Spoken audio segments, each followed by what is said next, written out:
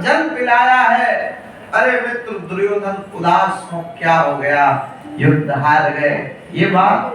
बोले नहीं, जब दो पार्टी लड़ती है तो निश्चित तौर पर एक पार्टी हारती है, इसमें उदासी किस बात है। अच्छा अच्छा, तो मरने वाले हो इसीलिए उदास हो।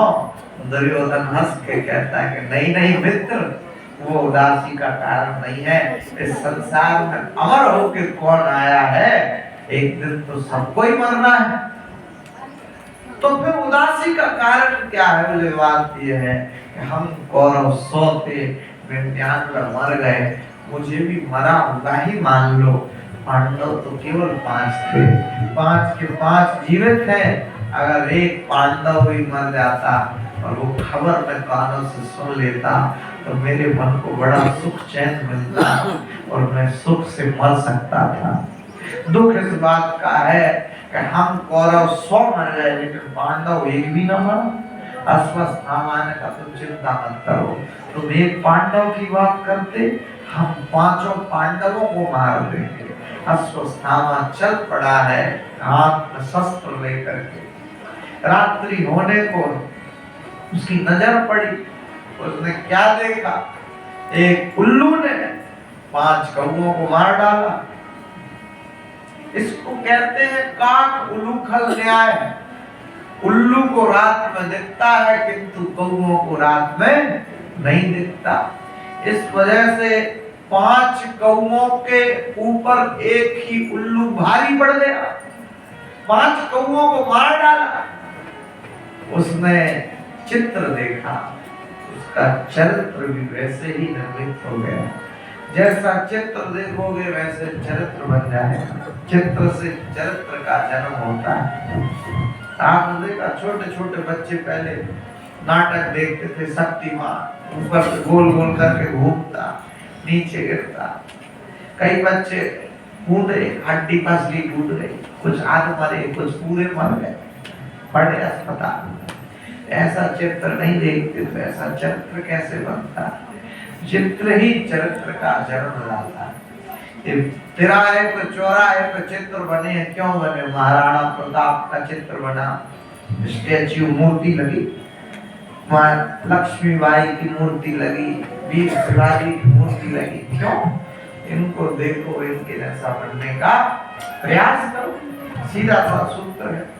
तो इस प्रकार से घटना घटी। अब ऐसे ही हुआ था कि जब उस चित्र को देखा, आगे अश्वत्थामा चल पड़ा। पांडव जो थे तो सोने ही वाले थे। अब कृष्ण को तो सब दिखाई दे रहा कि ये घटना घटेगी। तो कृष्ण ने पांडवों से कहा तुम सब इधर आओ, हमारे साथ आओ, आज हमारे साथ हमारे कक्ष में सो जाना।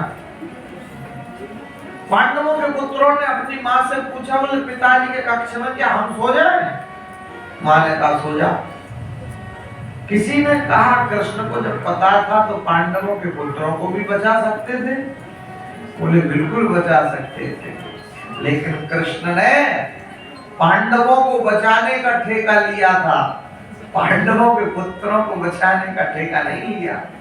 कृष्ण ने कुंती को वचन दिया था कि मैं कृष्ण जब तक हूं इतने बड़े युद्ध में 5 पांडवों में से एक भी पांडव को कुछ होने नहीं दूंगा, ये मेरा वचन है। तो भगवान ने ऐसा वचन दिया था।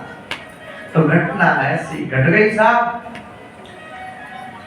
अब पांडव तो सोने लग गए कृष्ण के कक्ष में, और अश्वत्थामा आया है, हाथ में शस्त्र है।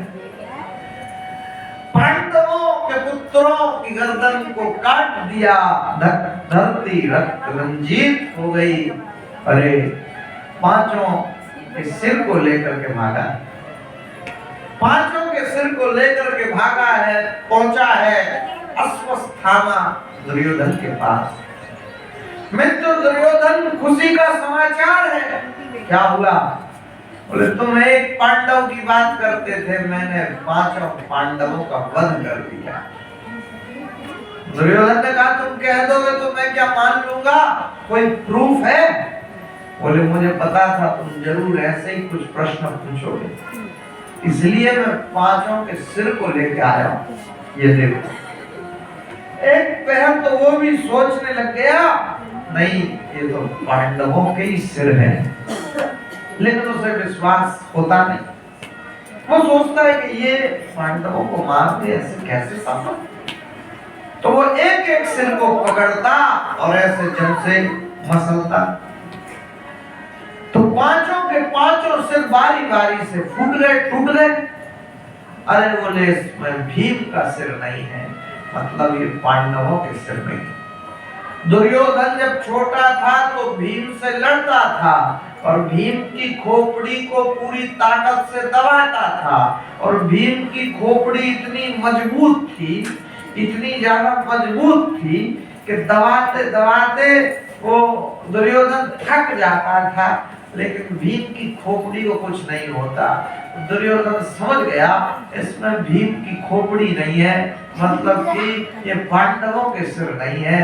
तुमने ऐसा तो नहीं कहीं पांडवों के पुत्रों को तो नहीं मार दिया, ये तो तुमने गलत किया, तुम्हें ऐसा नहीं करना था। फिर प्रसन्न हो गया, नहीं नहीं तुमने ठीक किया, तुम्हें ऐसे ही करना था, तुमने तो बढ़िया किया। फिर दुखी हो गया, अरे तुमने तो पानी देने वाला भी नहीं छोड़ा मुझे।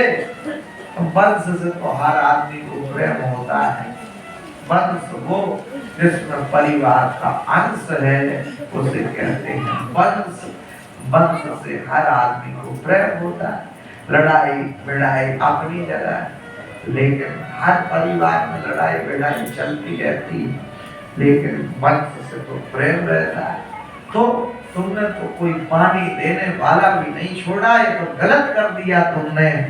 फिर खुशी हो गया, अरे पांडव ना मरे, पांडव के पुत्रों को मार दिया, यही कोई कम बात है, यही तुमने बढ़िया किया, तुमने तो ठीक किया। फिर दुखी होता, फिर सुखी होता, फिर दुखी होता, पल में उदास, पल में हंसता, पल में रोता। उसको श्राप था कि तुम ऐसे नहीं मारोगे। दुर्वासा ऋषि ने उसको श्राप दिया था कि दुर्योधन तुम ऐसे नहीं मारोगे, तुम्हारे जीवन में जब सुख और दुख एक साथ आएंगे, ऐसी स्थिति में ही तुम्हारी मृत्यु हो पाएगी। इसलिए तो अब तक जीवित था, लेकिन जब सुखद समाचार सुना और दुखद समाचार सुना तो उसी क्षण उसके प्राणांत हो गए। सुख का समाचार ये कि पांडव न मरे, उनके पुत्र मरे, और दुख का समाचार ये कि इसने मेरे वंश को जीवित नहीं बचने दिया। उसी क्षण उसके प्राणांत हो गए। दुर्योधन गया सीधे जाकर के स्वर्ग में जा पहुंचा। पांडव भी इतनी लंबी यात्रा करके स्वर्गारोहण, स्वर्ग जब पहुंचे तो देखा कौरव पहले से ही डेरा डाल के बैठे। दिमाग आउट हो गया पांडवों का, गजब मामला। खैर भैया द्रौपदी झाड़ू लेकर के लगाने के लिए जब कक्ष में गई, देखा तो धड़ तो पड़े हैं पुत्रों के, सिर तो गायब है। उसी क्षण चिल्लाई है, मेरे पुत्रों को किसने मार दिया। अरे लड़ते लड़ते युद्ध भूमि में, रणभूमि में मर जाते, लड़ते लड़ते तो दुख नहीं होता, क्यों? वीर गति को प्राप्त हो जाते। लेकिन सोते सोते मेरे पुत्रों को मार दिया, किसने मारा? ये बहुत गलत किया। ये कौन आदत आई है? अर्जुन आए, कृष्ण समक्ष खड़े हैं, अर्जुन से आंसू देखे न गए और उसने सोचा नहीं, समझा नहीं, प्रतिज्ञा कर ली। सूर्य अस्त होने के पहले जिसने भी ये निंदनीय कर्म किया, उस दुष्ट को पकड़ करके ला करके तुम्हारे समक्ष डाल देंगे जंजीरों में जकड़ के, जो सजा देना दे देना। हवा की तेज गति से रथ दौड़ाया है श्री कृष्ण ने। अर्जुन गांडीव को लेकर के रथ पर बैठे। अस्वस्थामा ने देखा है रथ मेरी ही तरफ चला रहा है, तो उसने भी अपने रथ पर बैठ के भागना शुरू किया, किंतु सोचा कि नहीं भाग पाएंगे। उसने भी बाणों को चलाना शुरू किया, लेकिन अर्जुन तो श्रेष्ठ धनुर्धर, सोचा जीत नहीं पाएंगे, पकड़े जाएंगे। उसने सबसे बड़ा शस्त्र चलाया जिसका नाम है ब्रह्मास्त्र। व्योत्थेनम द्रोण